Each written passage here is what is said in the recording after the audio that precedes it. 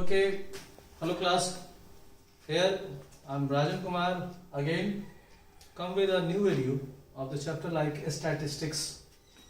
In this chapter, we have to study the three central tendencies: mean, mode, and median. And there is a new concept. There is a new learning, ogive.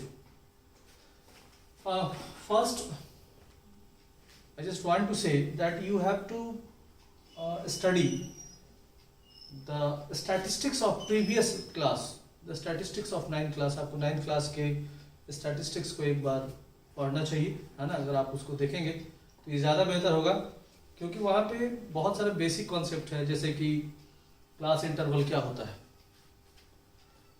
Class interval दो तरह का होता है, exclusive होता है, inclusive होता है. फिर उसके बाद क्लास मार्क क्या होता है, एक्सआई क्या होता है, मिड वैल्यू क्या होता है, क्लास हाइट क्या होता है, नहीं इंक्लूसिव क्लास को एक्सक्लूसिव क्लास में कैसे चेंज करते हैं, ये सारा चीज़ मैंने आपको 9th क्लास में पढ़ाया है. इस चीज़ को आप एक बार 9th क्लास में जो इंट्रोडक्शन पार्ट है उसको आप देखें और पढ़ें. ठीक है, बनाने से पहले एक बार 9th क्लास का इंट्रोडक्शन आप जरूर देखें, अच्छा रहेगा आपकी, बहुत अच्छा रहेगा, है ना. 10th क्लास के स्टैटिस्टिक्स का जब आप क्वेश्चन बनाएंगे तो वो बहुत हेल्पफुल होगा आपकी, अगर ऐसा करते हैं तो. चलिए, तो there are three type of central tendency. The first mean, second mode, and third median. These are three central tendencies. Okay, mean, mode, median. There is an empirical relation between all three central tendency. एक empirical relation है. क्या है वो relation? 9th class में भी आपने देखा है, ऐसा नहीं है कि नहीं देखा है. empirical relation है 3 median is equal to mode plus 2 mean. ये एक एम्पेरिकल रिलेशन है तीनों सेंट्रल टेंडेंसी के बीच. अब हम मेथड्स की बात करें. नहीं, जनरली क्लास इंटरवल के लिए तीनों निकालना है. 9th क्लास में आप लोग अनग्रुप डेटा के लिए पढ़े थे. 10th क्लास में आप लोग को क्या पढ़ना है? ग्रुप डेटा पढ़ना है. ठीक है, ग्रुप डेटा पढ़ना है आपको. तो मीन आपको 3 मेथड से पढ़ना है. There are 3 methods by which you can calculate the value of mean of any group data. The first is direct method. पहला direct method है. Second आपका assume mean method है. assume mean method है.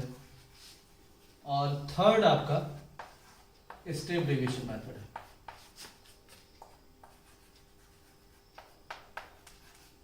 step deviation method है. अच्छा, step deviation को एक और नाम से जानते हैं, शॉर्टकट मेथड भी जानते हैं. तो these are the 3 methods by which you can calculate the value of mean of a given group data.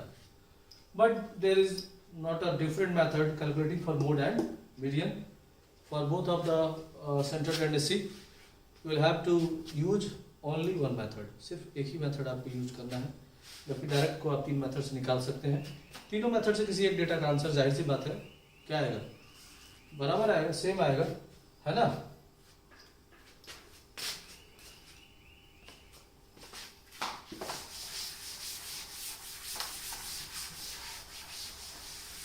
Video चलने दें.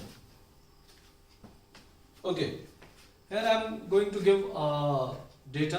मैं एक डेटा देने जा रहा हूं. Class suppose 0 to 2, 2 to 4, 4 to 6, 6 to 8, 8 to 10, 10 to 12, and 12 to 14. So we have to calculate the value of xi. हमको xi की वैल्यू कैलकुलेट करना पड़ेगा. xi आपने 9th क्लास में पढ़ा है. Lower limit plus upper limit by 2. Lower limit और upper limit को अगर ऐड करके अगर आप 2 से डिवाइड करते हैं तो आपका xi निकल जाता है.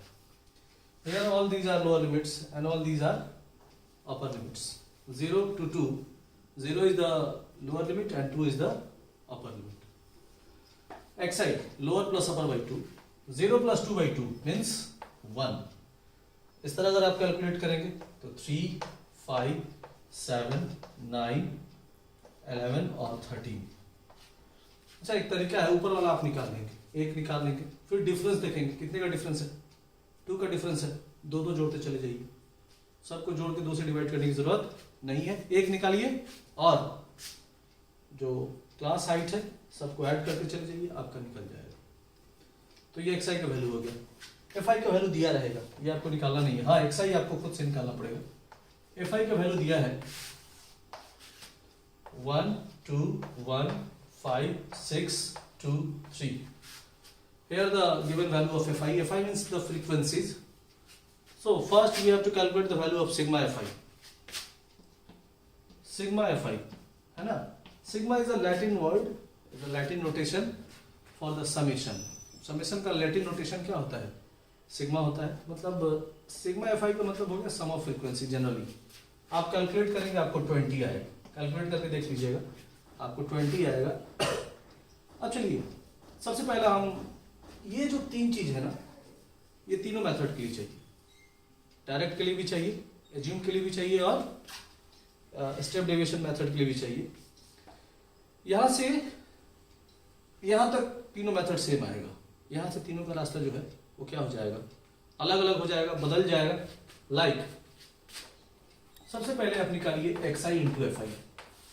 Okay, xi into fi means 1 into 1, 1, 3 into 2, 6, 5 into 1, 5, 5, 7, 5 is 35, 9, 6 is 54, 11, 2 is 22, 13, 3 is 39. These are the values of sigma, xi fi. Now calculate the value of sigma xi fi. Sigma fi xi or sigma xi fi, both are same things. There is no difference about that. fi xi और xi fi both are same thing. आप अगर इन सभी sigma का मतलब हो गया, इन सभी को क्या करना है, आपको ऐड करना है। अगर ऐड कीजिएगा तो ये आएगा 162, ऐड करके देख लीजिएगा, ठीक है। चलिए अब डायरेक्ट मेथड के लिए जितना मटेरियल चाहिए उतना हमको मिल गया है। नाउ x बार, अच्छा x bar is the notation for the mean. Mean को नोट करते हैं, डिनोट करते हैं किससे, x बार से। और डायरेक्ट मेथड में फॉर्मूला होता है sigma fi xi by sigma fi। Sigma fi xi का वैल्यू आया है 162 और सिग्मा fi का वैल्यू है 20। After the calculation you will get a value like 8.1। So this is the direct method, very easy this is. Now one more time, the class and fi are given. With the help of this class we have to calculate the value of xi. After calculating the value of xi we just have a value like xi fi, vice versa term को हम multiply करेंगे, आमने सामने के terms को, फिर sigma fi निकाल लेंगे, सिग्मा xi fi निकाल लेंगे। डायरेक्ट मेथड से मीन का फॉर्मूला होता है sigma fi xi by sigma fi and that's equal to 162 by 20, that's equal to 8.1. This is the value of mean by direct method. Now please come for assume mean method.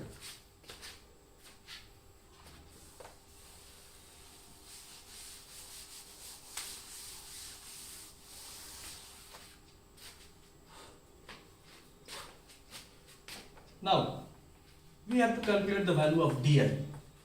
Di means xi minus a. Xi minus a, di for deviation, di for deviation, and the value of di is xi minus a. Now you can ask what do you mean by a? A क्या है? A assumed value है और आप xi के किसी भी value को a मतलब कंसिडर कर सकते हैं, है ना। Any value of xi could be the value of a। xi का कोई भी वैल्यू a हो सकता है, लेकिन कोई भी value 1, 3, 5, 7, 9, 11, 13, any value could be the value of a, but for the betterment of the calculation, for the convenience in the calculation, we should always take the mid value, क्योंकि जब आप mid value लेंगे तो ऊपर कुछ value negative आएगा, नीचे कुछ वैल्यू पॉजिटिव आएगा, दोनों कैलकुलेट होके कैलकुलेशन को क्या कर देगा, छोटा कर देगा। ये रीजन है, ये कोई रूल नहीं है ना। कैलकुलेशन में कन्वीनियंस के लिए हमको a का वैल्यू मिड वैल्यू के तौर पे लेना चाहिए, तो मैंने a ले लिया। अब यहाँ पे di xi माइनस a, तो एक्स आई का वैल्यू 1 है, 1 minus 7 minus 6, 3 minus 7 minus 4, 5 minus 7 minus 2, 7 minus 7 0, 9 minus 7 2, 11 minus 7 4, 13 minus 7 6. So di xi minus a है ना, डिफरेंट xi के लिए हमारा di का वैल्यू निकल गया. अब चलिए हमको निकालना है fi di. इस तरह हम लोग ने निकाला था fi xi. अब हमको निकालना है fi di. 1 into minus 6, minus 6, 2 into minus 4, minus 8, 1 into minus 2, 5 into 0, 0, 6 into 2, 12, 2 into 4, 8, 3 into 6, 18. So these are the value of FITI. Okay, मैंने कहा था some value negative, some value positive. जब इनको कैलकुलेट करेंगे छोटा डिजिट मिल जाएगा हमको, है ना. तो चलिए अब हमको निकालना पड़ेगा सिग्मा FITI. Sigma FIDI. इनको आप कैलकुलेट करिएगा तो आएगा 22. कैलकुलेट करके देख सकते हैं आप. 12 प्लस 8, 20 प्लस 18, 38 प्लस याद रखिएगा 38 plus minus 8, minus 2, minus 10, minus 6, minus 16. What should be the value? Plus 22. Okay. So अब हमको चाहिए फॉर्मूला, है ना, एज्यूम मीन मेथड का फॉर्मूला. तो x bar is equal to होता है a plus sigma FIDI by sigma FI. a का वैल्यू है 7, सिग्मा FIDI का वैल्यू आया है हमको 22 और सिग्मा FI का वैल्यू है हमारा 20. After calculate again the mean is 8.1.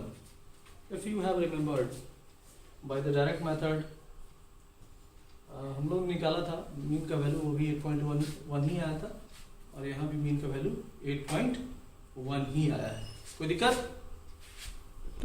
Okay, now we should go for the third method. हम लोग को थर्ड मेथड के लिए जाना चाहिए. थर्ड मेथड है आपका स्टेप डिवीजन मेथड, है ना. सबसे पहले आपने देखा डायरेक्ट मेथड, फिर देखा आपने एज्यूम मीन मेथड. अब आप देखने जा रहे हैं स्टेप डिवीजन, जिसको शॉर्टकट मेथड भी कहा जाता है. शॉर्टकट मेथड में सबसे पहले आपको चाहिए the value of ui. Okay, the value of ui is equal to xi minus a by h. Okay, xi minus a by h. ये तो आप जानते हैं डायरेक्ट एज्यूम मीन मेथड में भी ये को आपने जाना था कि any value of xi could be the value of a, कोई भी वैल्यू. लेकिन convenience in the calculation for इस पर्पस के लिए हम लोग मिडिल को लेते हैं, है ना, ताकि कुछ नेगेटिव मिले. जाहिर सी बात है कि एक ऊपर नेगेटिव कैलकुलेशन होगा, एक के नीचे पॉजिटिव कैलकुलेशन होगा, और वो दोनों को जब हम ऐड करेंगे तो नेगेटिव पॉजिटिव करके कैलकुलेशन को क्या कर लेगा, छोटा कर लेगा. तो ये भी एक रीजन है. h आया, h क्लास हाइट है ना. यही वजह था मैंने आपको कहा था कि आपको 9th क्लास का स्टैटिस्टिक्स एक बार पढ़ना चाहिए, क्योंकि सारे टर्म्स वहीं से यूज हो रहे हैं. h class height, upper limit minus lower limit, upper limit minus lower limit. तो h का वैल्यू इस क्वेश्चन के लिए 2 हो गया, है ना. h का वैल्यू कितना हो गया 2, और a का वैल्यू आपने कितना माना है 7. अच्छा, फॉर्मूला लिखेंगे लेकिन हम लोग यूज नहीं करेंगे. आप a के सामने रखेंगे 0, है ना. ऊपर जब जाएंगे तो 1 का डिफरेंस लेके नेगेटिव जाएंगे, 1 का डिफरेंस लेके नेगेटिव, यानी कि -1, -2, -3.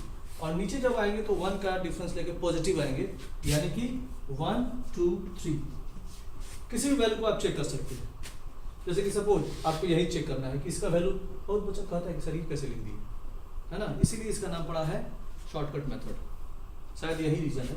अब जैसे कि मान लीजिए कि ये चेक करना है, तो इसमें xi का वैल्यू कितना है 13, a का वैल्यू 7 है, बाई h का वैल्यू है 2, तो 6/2 यानी कि 3। ओके, आ गई बात समझ में आया क्यों ये 3 आया?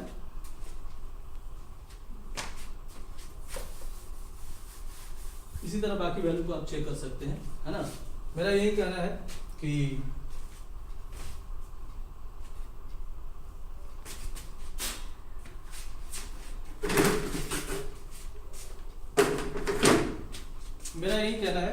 आप a के सामने 0 लिखेंगे, ऊपर नेगेटिव जाएंगे और नीचे पॉजिटिव जाएंगे।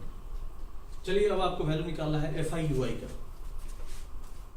FI/UI now 1 into -3 -3, 2 into -2 -4, 1 into -1 -1, 5 into 0 0, 6 into 1 6, 2 into 2 4, and 3 into 3 9. Okay, so we have to calculate the sigma FI/UI. sigma FI/UI calculate करेंगे तो आपको 11 आएगा, है ना। 6 + 4 10 + 9 + 19 -8 + 19 -8 is equal to +11. So this is 9, 3 3 are 9. Now x bar is equal to a plus sigma FI/UI by sigma FI into h. तो a का value है 7, sigma FI/UI का वैल्यू है 11, सिग्मा FI का वैल्यू है 20 और h का value है 2, है ना। 2 से 20 कट जाएगा 10 टाइम्स और ये फिर से कैलकुलेट हो जाएगा 8.1। तो आपने अभी देखा, है ना, कि मैंने एक डेटा से तीनों मेथड को यूज करके सेम आंसर आपको लाके दिखाया, है ना। पहला वाला मेथड जो सबसे पहला वाला था वो था डायरेक्ट मेथड, सेकंड मेथड था एज्यूमिंग मेथड, थर्ड मेथड था आपका स्टेप डेविएशन और शॉर्टकट मेथड जो अभी आपके सामने है। Now you can make the exercise like 14.1. There are 9 question or 8 question. 8 or 9 question are there. So by all 3 methods, so you can make the exercise 14.1 by 24 methods. 24 अलग अलग सवाल बनेंगे। एक सवाल 3 तरीके से बनेगा तो एक क्वेश्चन कितने तरीके से बनेगा? 24 टाइप्स, है ना। तो बना सकते हैं। अब हम लोग मोड बनाएंगे, है ना, मोड, फिर उसके बाद median. Okay, now I am going to teach you the concept of mode and here is a data, family size 1 to 3 like that, and this are the number of families, है ना। Means 1 to 3 member है तो ऐसी 7 family है, 3 to 5 वाली 8 families है। तो इस तरह से मोड के लिए सबसे पहले आप जान लीजिए कि आपको 2 चीज चाहिए। सबसे पहले तो एक्सक्लूसिव क्लासेस चाहिए। एक्सक्लूसिव क्लासेस को पहचानने का तरीका होता है, अगर 2 कंसेक्यूटिव क्लास लेते हैं तो प्रीसीड का अपर और एक्सीड का लोअर ये दोनों आइडेंटिकल होना चाहिए, like 3 3 5 5 7 7 9 9। This classes is called exclusive classes. और फ्रीक्वेंसी जो होना चाहिए वो सिंपल फ्रीक्वेंसी होना चाहिए, क्यूमुलेटिव फ्रीक्वेंसी नहीं होना चाहिए। क्यूमुलेटिव फ्रीक्वेंसी होगा कभी कभी ट्रैप करने के लिए एक ही क्वेश्चन में क्या करेगा कि इंक्लूसिव क्लास दे देगा और फ्रीक्वेंसी आपका क्यूमुलेटिव दे देगा। तो पहले आपको इसमें 2 तरह का बदलाव करना पड़ेगा, एक तो इंक्लूसिव को एक्सक्लूसिव में बदलना पड़ेगा और फिर क्यूमुलेटिव फ्रीक्वेंसी को फ्रीक्वेंसी बदलना पड़ेगा। लेकिन यहाँ पे ऐसे कुछ करने की जरूरत नहीं है, because here this is the exclusive class and here this is the simple frequency. So very first we have to calculate the model class. Okay, first model class. Here you can see this frequency is the maximum among all the given frequencies. ये जो है वो सबसे maximum frequency है। तो model class, the class which has the maximum frequency is known as model class. So the model class is 3 to 5, ये model class हो जाएगा 3 to 5. Now the value of L, the lower limit of the model class, the lower limit of the model class, so L is equal to 3. Now F1, the frequency of the model class, model class की frequency को F1 कहा जाएगा. तो F1 का value हो गया 8. Now F0 लिखा जाता है F0 लेकिन पढ़ा जाता है F0, मॉडल क्लास से ठीक पहले वाले क्लास की फ्रीक्वेंसी, मॉडल क्लास से ठीक पहले वाले क्लास की frequency, the class which just precede the modal class, और उसकी फ्रीक्वेंसी क्या कहलाएगी F0. तो the value of F0 is equal to 7. Again the value of F2, exceed class की, मॉडल क्लास से एक्सीड क्लास की फ्रीक्वेंसी को F2 कहा जाएगा, और प्रीसीड क्लास की फ्रीक्वेंसी को F0 कहा जाएगा. तो F2 का वैल्यू कितना हो गया 2. अब H का वैल्यू हो गया 2. Again class height, upper limit minus lower limit, 3 minus 1, that's equal to 2. So here by all these information, the value of L, F1, F0, F2 and H, these are enough to calculate the mode. Now MO is equal to L plus F1 minus F0 by 2F1 minus F0 minus F2 into H. This is the formula for mode. L plus F1 minus F0 by 2F1 minus F0 minus F2 into H. All the information just we already calculated. So at the place of L, we should write 3 F1, 8 F0, 7 2F1, 16 minus 2F1 मतलब 2 into 8, 16 minus F0, 7 minus F2, 2 into H का value दिया हुआ है 2.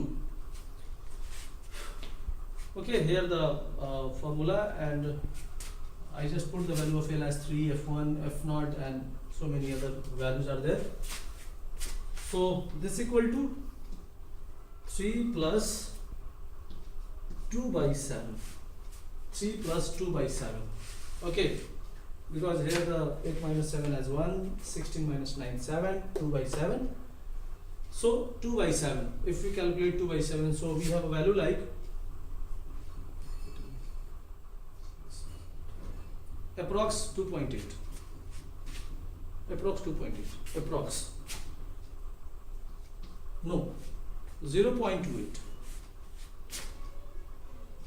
3 plus 2 by 7. 7 2s are 14. 6, 7 8s are 56. 0.28. So 3.28 is the value of mode. अच्छा, what is the value of model class? 3 to 5. और हमारा answer आया 3.25. एक बात याद रखिए, बहुत इंपॉर्टेंट बात बता रहा हूँ. आपका जो मोड होना चाहिए, जो भी आए, वो 3 से बड़ा होना चाहिए और 5 से छोटा होना चाहिए. इस बात को याद रखिएगा. ये एक जरिया है जिसके थ्रू आप चेक कर सकते हैं कि आपका ये जो होल कैलकुलेशन है वो सही है या नहीं. ये आप चेक कर सकते हैं यहाँ पे. So this is the mode, and now you can make the exercise like 14.2. The whole exercise belongs with the concept mode. Okay. Now I'm going to give you the third concept like median.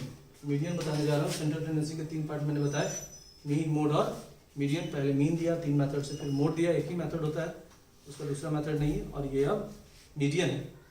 तो median के लिए आपको 3 चीज चाहिए. एक तो exclusive class चाहिए confirm, दूसरा फ्रीक्वेंसी चाहिए सिंपल फ्रीक्वेंसी, और तीसरा क्यूमुलेटिव फ्रीक्वेंसी भी चाहिए. क्यूमुलेटिव CF, क्यूमुलेटिव फ्रीक्वेंसी है ना, CF. चलिए देखते हैं कि CF कैसे निकाला जाता है. How to convert simple frequency into cumulative frequency. First 5 plus 3 8 plus 4 plus 3 plus 3 plus 4 plus 7 plus 9 plus 7 plus 8. So this is the cumulative frequency. 5 plus 3 plus 4 plus 3 plus 3 plus 4 plus 7 plus 9 plus 7 plus 8. That's equal to 53. Now if we add all this frequency, you can also get the value like 53. अगर आप इन सब को add करेंगे तो भी आपको 53 मिलेगा. 8, 12, 15, 18, 22, 29, 38, 45 and 53. So ये तीन काफी है कि हम मीडियन निकाल सकें. अब चलिए सबसे पहले हम वैल्यू निकालते हैं n/2 का. n सम ऑफ फ्रीक्वेंसीज है ना. मीन में उसको सिग्मा एफ आई कहा गया, मीडियन में उसको क्या कहा गया, n कहा गया. तो 53/2 that's equal to 26.5. Okay.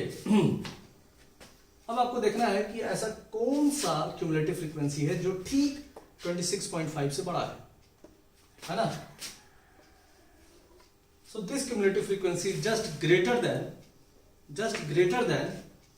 n/2 that is 26.5. तो 29 का जो करस्पॉन्डिंग क्लास होगा दैट इज 60 to 70, यही मीडियन क्लास होगा. एक बार और सुन लीजिए. आपने n/2 निकाला, 26.5 आया. अब आपको ये देखना है कि कौन सी ऐसी क्यूमुलेटिव फ्रीक्वेंसी है जो n/2 से ठीक बड़ी है. बड़े तो और भी है लेकिन एकदम नजदीक का बड़ा है ना. तो ये 29 है और इसका करस्पॉन्डिंग क्लास कौन सा है, 60 to 70. सो मीडियन क्लास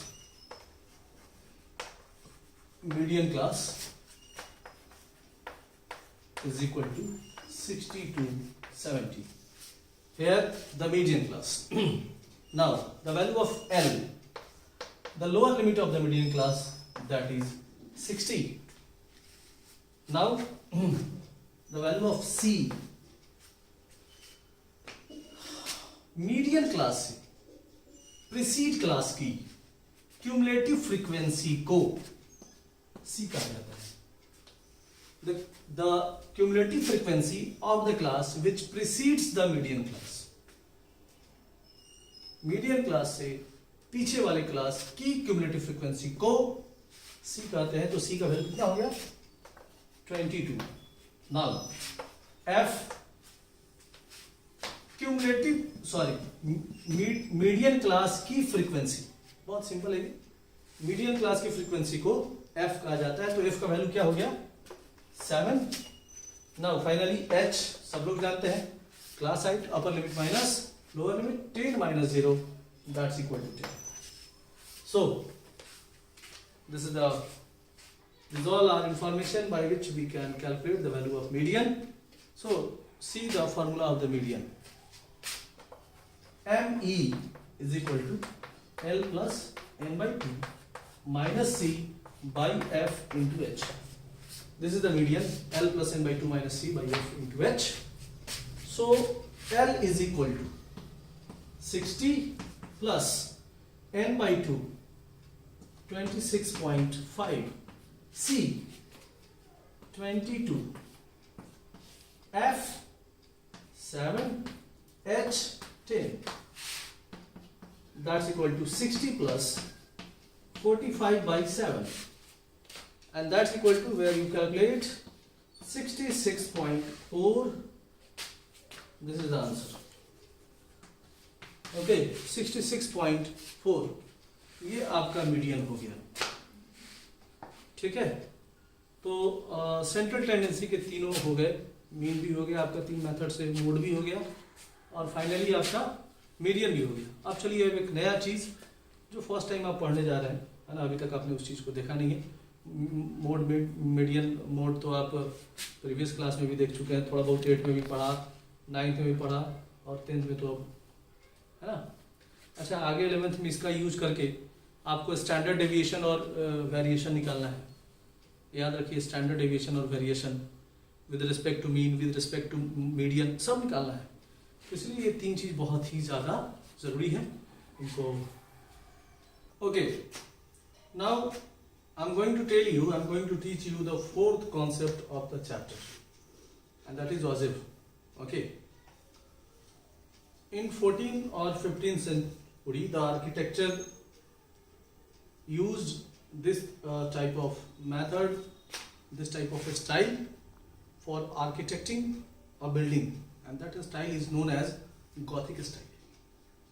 है ना, 15वीं शताब्दी के जो जितने भी आर्किटेक्चर थे वो ऑजिव स्टाइल इस्तेमाल करते थे। किसी भी आप अगर रोम वगैरह का अगर कोई भी उस समय का अगर कोई भी बिल्डिंग अगर आप देखिएगा, है ना, तो उसका जितना भी ये है, अगर आप बिल्डिंग को देखिएगा और उस पॉइंट को अगर मिलाइएगा तो आपको सीधा सीधा दिखिएगा कि एक ऑजिव बन रहा है।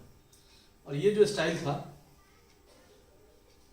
इसको गॉथिक स्टाइल कहा जाता था, गॉथिक स्टाइल, है ना। ये हो सकता है कि आपको कहीं एमसीक्यू वगैरह में सेक्शन में कहीं पूछे कि उस स्टाइल का नाम बताइए जो 15th सेंचुरी के आर्किटेक्चर यूज करते थे बाय द यूजिंग ऑफ ऑजिव। तो गॉथिक स्टाइल नाम था उसका, गॉथिक स्टाइल, है ना। सामने रहते तो फिगर वगैरह हम बना के दिखाते आपको, गॉथिक स्टाइल था वो। यहाँ पे दो चीज दिया हुआ है, एक्सक्लूसिव क्लास दिया हुआ है, फ्रीक्वेंसी दी हुई। ऑजिव दो तरह का होता है, एक लेस देन ऑजिव और दूसरा मोर देन ऑजिव। और क्यूमुलेटिव फ्रीक्वेंसी भी दो तरह की होती है, एक लेस देन क्यूमुलेटिव फ्रीक्वेंसी और एक मोर देन क्यूमुलेटिव फ्रीक्वेंसी। ठीक है, तो चलिए सबसे पहले हम आपको लेस देन ऑजिव बना के दिखाते हैं, फिर आपको मोर देन ऑजिव बना के दिखाएंगे। सबसे पहले लेस देन ऑजिव। तो लेस देन ऑजिव के लिए आपको चाहिए LTCF। LTCF का मतलब हो गया L for less, T for than, C for cumulative, F for frequency, less than cumulative frequency.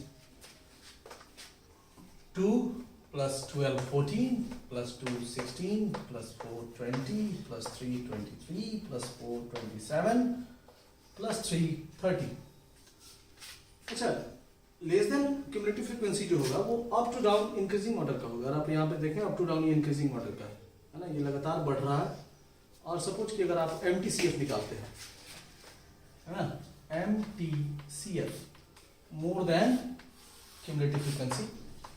Less than cumulative frequency को हम अप साइड से ऐड करना शुरू करते हैं, मोर देन को हम डाउन साइड से ऐड करना शुरू करते हैं।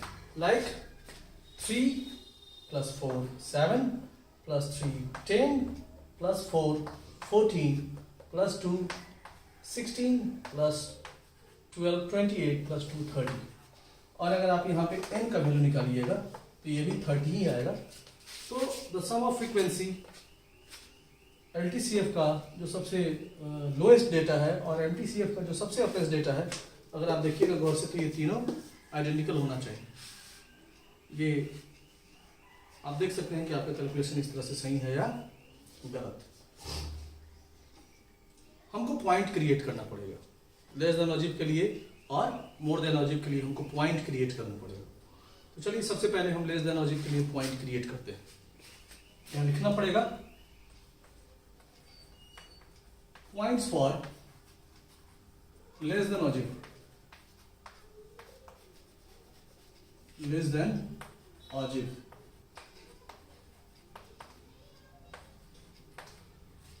जाहिर सी बात है कि इसको हमको कार्टेशियन प्लेन में डिनोट अरेंज करना है। कार्टेशियन प्लेन में दो चीज होता है, एब्सिसा और ऑर्डिनेट, यानी कि एक्स और वाई, ऑर्डर्ड पेयर चाहिए हमको। तो याद रखिए जब भी आप लेस देन ऑजिव वगैरह बना रहे हैं आप, तो एक्स की जगह पे आपको अपर लिमिट लेना चाहिए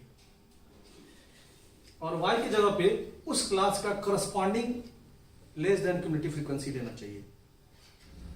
ध्यान से सुनिए, लेस देन ऑजिव के लिए आपको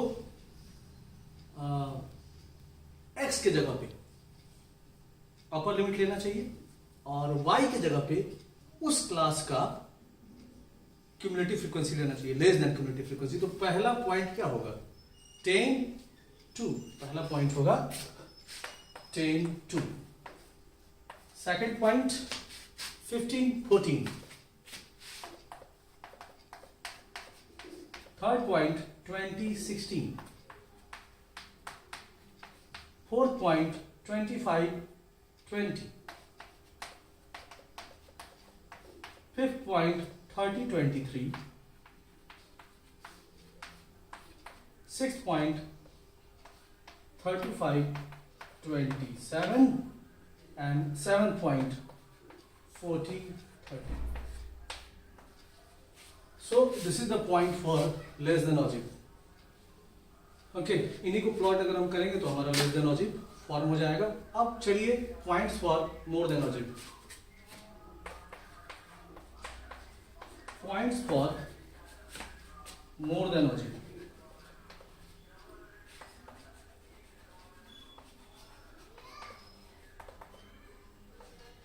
चलिए अब मोर देन और जीरो के लिए जब आप पॉइंट क्रिएट करेंगे तो x की जगह पे आप लोअर लिमिट लेंगे, x की जगह पे लोअर लिमिट लेंगे और y की जगह पे उस क्लास का corresponding more than cumulative frequency लेंगे.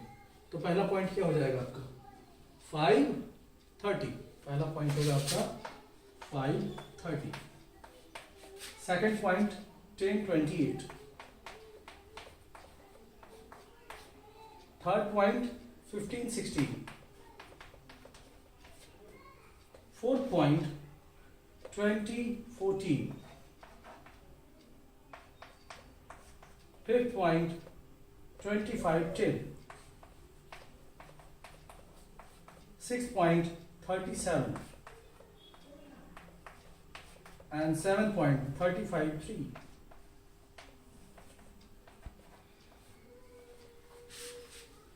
So here are the points for the less than or zero and for the more than or zero. Now the work on the graph will be started after the making of the points. Point बनाने के बाद अब graph पे का काम आपका बच जाता है. ठीक है, तो चलिए देखिए आपके सामने ही हम ग्राफ बनाते हैं.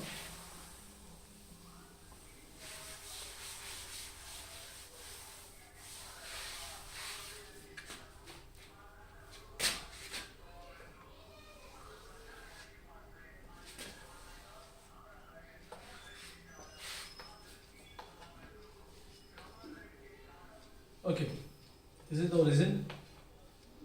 On the x-axis, you will have to draw the class intervals, and on y-axis you have to draw the cumulative frequency. Okay, on the y-axis. Now 5, 10, 15, 20, 25, 30, 35, 40. 5, 10, 15, 20, 25, 30, 35 and 40. Okay, now 1, 2, 3, 4, 5, 6, 7, 8, 9, 10, 11, 12, 13, 14, 15. 2, 4, 6, 8, 10, 12, 14, 16, 18, 20, 22, 24, 26, 28 and 30. Okay, now I'm going to plot for the less than or zero. Less than और zero के लिए point plot करना है हमको. अच्छा, ये जो adjustment है ये क्वेश्चन वाइज बदल जाएगा. ये आपको देखना पड़ेगा, है ना. ये आपको सोचना पड़ेगा कि कैसे हम इसका एडजस्टमेंट करें. ये इंपॉर्टेंट है ना.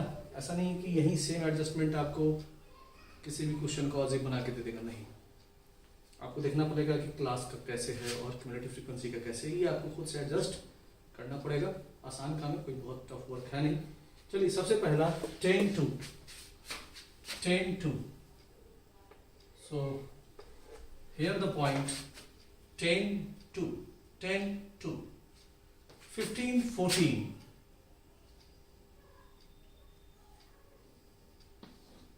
15 14. Now the third point 20 16,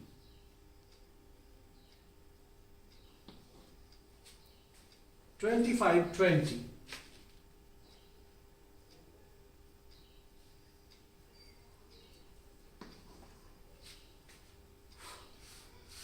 30, 23.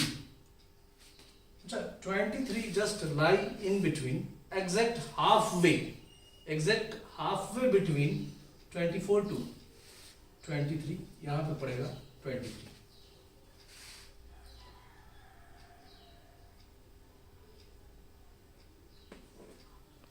Now 35, 27. Now 27 lie halfway between 26 to 28. 26 और 28 के ठीक बीच में.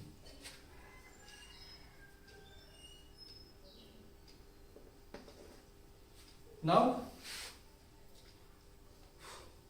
40, 30.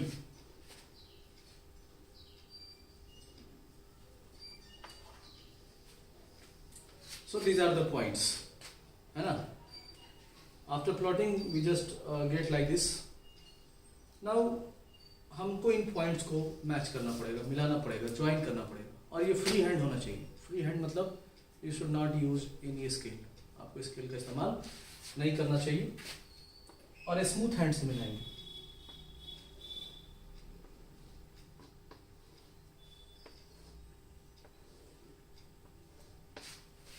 So this is less than algebra. Okay, this is less than algebra after plotting all these points. Okay. Now points for more than algebra. The first point is 530. Here 530. 530. Second point 1028.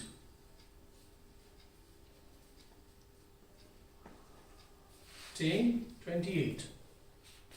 1516.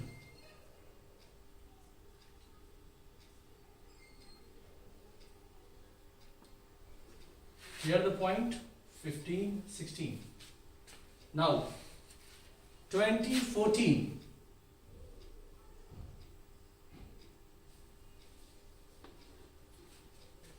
Now 2510.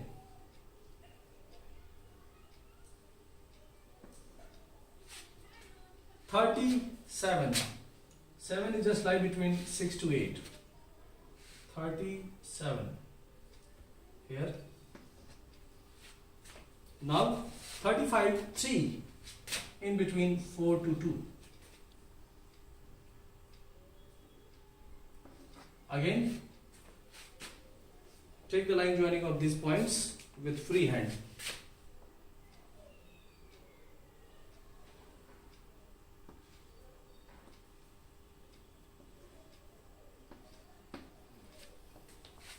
So you can say that this is less than algebra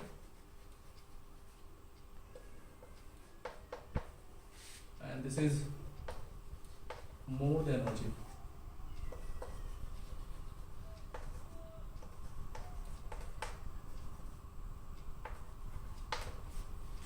Okay, so here in this video I have just clarified all the concepts like mean, mode, median and the algebra. Mean by 3 methods, mode by 1 method, median by 1 method, and there are 2 algebra. There is a less than algebra and there is a more than algebra. Okay, so now you can make whole the exercise, whole the chapter of 14, 14.1, 14.2, 14.3 and 14.4. 14.1 में आपका mean है, 14.2 में आपका mode है, 14.3 में आपका median है और 14.4 में आपका ऑजिब है. ओके, कोई भी अगर प्रॉब्लम होगा तो आप फिर वहीं कमेंट में कमेंट कर सकते हैं या व्हाट्सएप पे भी आप मैसेज कर सकते हैं. नेक्स्ट चैप्टर आपका पॉलिनोमियल होगा, फिर उसके बाद पॉलिनोमियल के बाद हम लोग लीनियर इक्वेशन इन 2 वेरिएबल पे आएंगे और धीरे धीरे सारा चैप्टर बहुत जल्द आप तक अवेलेबल करा दिया जाएगा. बहुत बहुत धन्यवाद.